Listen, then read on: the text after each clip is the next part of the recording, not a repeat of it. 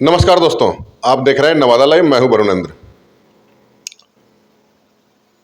पिछले कुछ दिनों से राशन वितरण में जो अनियमितता है उसको लेकर जो बवंडर खड़ा हुआ है जिले में, वो शांत होता दिख नहीं रहा है।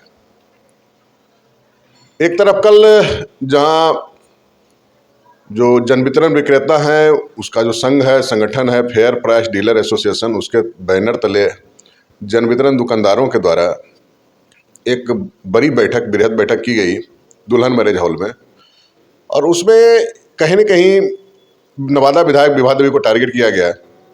और उसके बाद उन लोगों की डिमांड थी कि विभा देवी किसी प्रकार दबाव बन जाए कि वो जो आक्रामक मूड में है, ऑफेंसिव मूड में है, वो बैकफुट पर चले जाएं, वापस हो जाए। लेकिन ऐसा हुआ नहीं।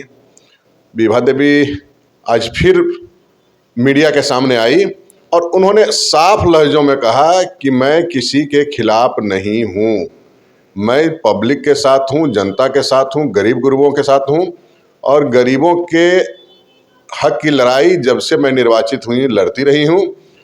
और जब तक उनको न्याय नहीं मिल जाता, उनका हक नहीं मिलता, हम पीछे हटने वाले नहीं हैं, हम कदम वापस खींचने वाले नहीं हैं। माफ़ी मांगने या अपनी जो हम कार्यक्रम चला रहे हैं, जो अभियान हम चला रहे हैं, उससे वापस होने का कोई सवाल ही नहीं उठता है। साफ है कि विभा देवी बैकफुट पर आने वाले नहीं हैं। और उन्होंने लगे हाथ एक और बड़ा खुलासा कर दिया। उन्होंने दावा किया कि करीब 5 से 10 लाख क्विंटल खाद्यान्न जो है उसका कोई लेखा जोखा नहीं है। एक साजिश के तहत मिली भगत से स्टॉक में रहते हुए उस स्टॉक को नील दिखा दिया गया और बड़े पैमाने पर बंदरबाट और लूट हुई है इसमें। इसकी उन्होंने जांच की मांग भी कर दी है। तो लगा कि दोस्तों ये बात, चूंकि यह प्रेस कॉन्फ्रेंस से ज़्यादा एक प्रेस के बाद एक प्रेस नोट जारी किया जिसमें सिलसिलेवार बहुत डिटेल्स दिया गया है, और उसके माध्यम से उन्होंने इस जो आरोप लगाई है कि 5 से 10 लाख क्विंटल खाद्यान्न का कोई अता पता नहीं है, इसकी भी जांच होनी चाहिए। वो स्टॉक में है नहीं, गया कहाँ। उन्होंने यह भी कहा कि पता चला है कि पटना में कोई NIC है, वहाँ से ही स्टॉक को नील करा दिया गया है। तो एक बड़ा कहीं न कहीं आरोप है, खुलासा है, और इसमें सत्यता क्या है वो तो जांच के बाद सामने आएगा। खैर,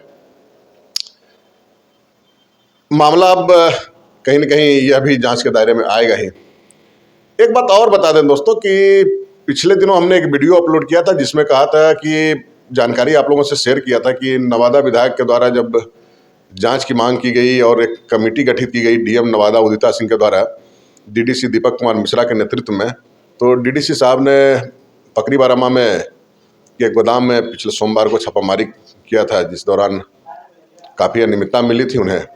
तो उसके बाद जिला के जो हैं राज्य खाद्य निगम के प्रबंधक जो हैं, डिस्ट्रिक्ट मैनेजर, उनके द्वारा 2 पत्र निर्गत किया गया था, जिसमें एक पत्र तैयार राइस मिल के नाम से निर्गत था, जिस पर सीधा सा स्पष्टीकरण मांगा गया था कि आप क्वालिटी और मानक के अनुसार चावल नहीं उपलब्ध करा रहे हैं, ऐसा क्यों हो रहा है। और दूसरा, जो विभागीय गुणवत्ता नियंत्रक हैं और जो CMR जिनको उठाना है और गोदाम में रखना है, उन लोगों से भी स्पष्टीकरण मांगा गया किस परिस्थिति में गुणवत्ताहीन चावल जो है सो आपने प्राप्त किया।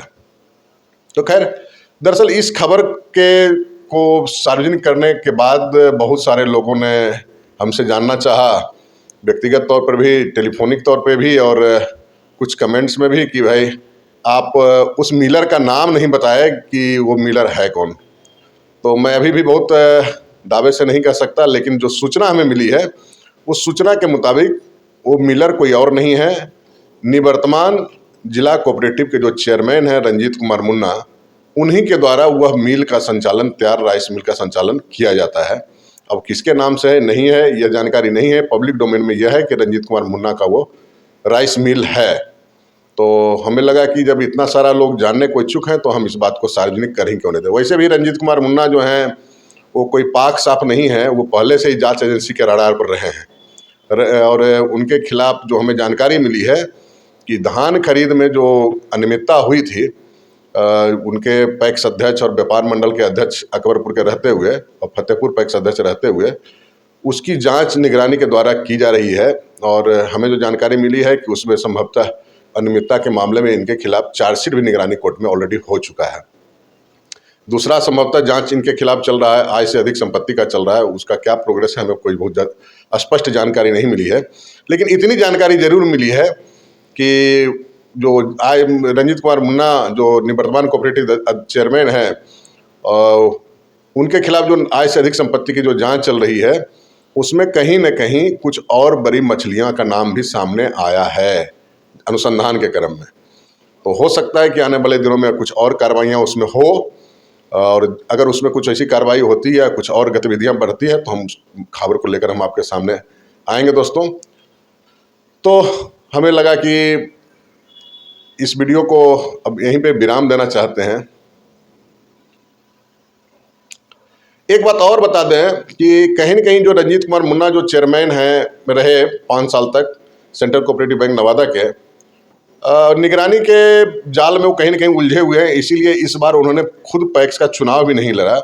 इसलिए इस बार जो सेंट्रल कोऑपरेटिव का चुनाव की जो प्रक्रिया गतिविधियां सुगबुगाहट जो चल रही है, चूँकि कार्यकाल समाप्त हो गया है, मतदाता सूची बनाने का काम पूरा हो चुका है और किसी भी समय डेट एक डिक्लेयर हो सकता है चुनाव के लिए। संभवतः मार्च में चुनाव हो जाना चाहिए, जो परिस्थिति है या जो सूचनाएं हमें मिल रही है। तो रंजीत कुमार मुन्ना समझ रहे थे इस बात को कि हम निगरानी के शिकंजे में हैं, इसलिए उन्होंने खुद चुनाव इस बार नहीं लड़ा, अपनी पत्नी गुड्डी देवी को चुनाव लड़ाया था और वो फतेहपुर पैक्स से चुनाव जीती भी हैं।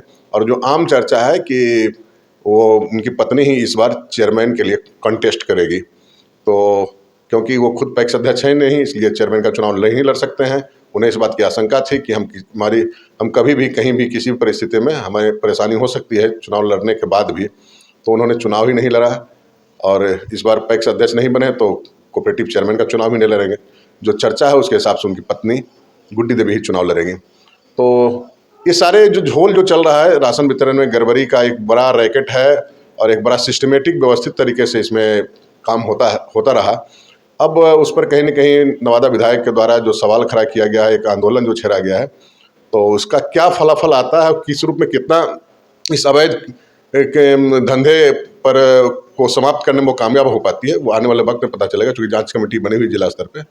तो जैसे कुछ और अपडेट आएगा दोस्तों तो हम आपके सामने लेकर आएंगे। तब तक एक अपील कि अगर अब तक आपने नवादा लाइव चैनल को सब्सक्राइब नहीं किया तो सब्सक्राइब कर लेंगे, बेल आइकन बजा लेंगे। वीडियो अच्छा लगेगा तो लाइक और शेयर जरूर करेंगे। मिलते हैं किसी और वीडियो में, तब तक के लिए नमस्कार।